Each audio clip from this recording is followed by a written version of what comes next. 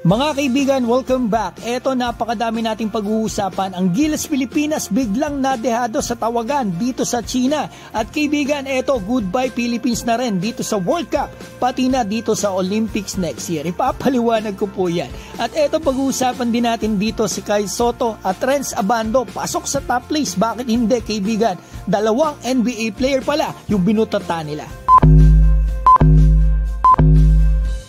Simulan natin dito. Goodbye Gilas Pilipinas na nga sa FIBA World Cup nang dahil sa kanilang tatlong pagkatalo dito sa first round. At dito, sa fourth game natalo sila ng South Sudan, kaya naman goodbye na rin po sa Paris Olympics 2024. Kaibigan, nanalo na din po kasi yung ibang Asian teams. Karera to ng Asian teams. Lebanon, nanalo dito sa Ivory Coast. At ang China, nanalo na rin mga kaibigan dito sa classification round. Ang malupit dito yung tinalo nila ay Angola. Yan po yung tumalo sa atin, tambak pa. So ito yan, pwede rin nating maging basehan yan na talagang dehado nga po talaga tayo dito sa magiging laban natin sa China. At ito kaibigan, na pag natalo po ang Gilas bukas dito sa China sa classification round, ay talagang nakakalungkot talaga. Ang grabe yun, imagine 0-5 tayo, tayo pa yung host. Kaya sana manalo tayo bukas sa laban natin sa China. So ito, balitaan ko naman kayo sa nangunguna ngayon sa karera ng mga Asian team dito sa Olympics, yung Japan. Kaibigan, nakadalawang panalo na po sila dito sa World Cup. Una sa Finland nung first round ng FIBA. Kaibigan, pangalawa dito nga sa qualification round, tinalo nila ang Venezuela. Maliliit po ang players ng Japan compare sa ibang Asian teams. Pero grabe yung mga play nila, at the same time yung shooting. Mga kaibigan, lalong-lalo na yung maliliit nilang guards. At ito kaibigan, alam niyo po ba yung best player dito sa dalawang pagkapanalo ng Japan ay mga local nila, mga point guard pa at mga naglalaro po sa Japan B-League. Ngayon, ito yung mga bagay na dapat nating malaman. Pasok sa top place etong si Kai Sotto at Renz Abando sa day 7 ng FIBA. Parehong block nila sa parehong NBA players pala.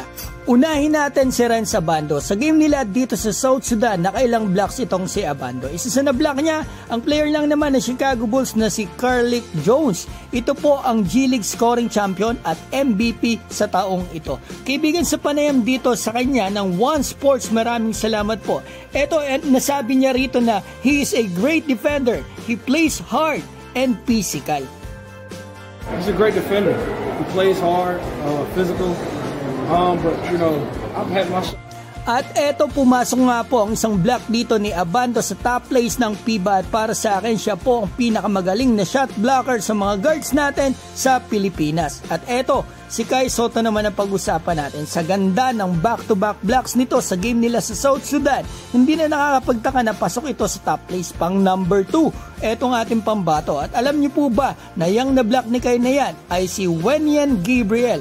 Yan po ay naglaro ng 5 taon sa NBA sa magkakaibang teams. At eto, huling naglaro ito mga kaibigan sa Los Angeles Lakers. Eto sa 2022-2023 na season.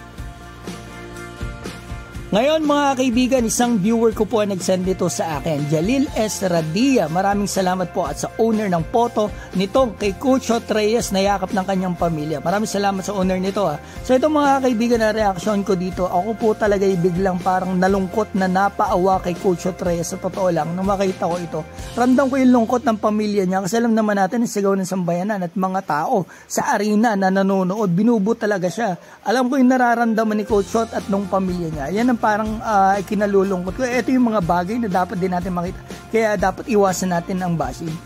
Maraming na-achieve si Coach Reyes, pero para sa akin, it's time na nga na magpaubaya muna siya this time. Ako ay neutral lang talaga sa mga bagay-bagay kasi mas maganda yung ganun. Masasabi ko, iwasan natin yung bashing sa kahit sino, kay Coach kay Kai Sotto. Yan, isipin natin, binabas din ng ilang kababayan natin. Huwag nating ibas yung mga, lalo yung mga ganitong personality na talagang alam naman natin na mabubuting tao. Isipin nyo yung mararamdaman ng pamilya ni Kai Sotto kapag binabash nyo siya, wala naman silang ginagawang masama, di ba? So sana tigilan na po natin yun. Supportan natin sila, kababayan natin sila. Basta para sa akin, Coach Reyes, napaawa ako dito sa larawan na ito, at sana tigilan natin yung bashing sa kahit sino sa kanila. Kasi nakakawa rin po naman talaga yung pamilya nila.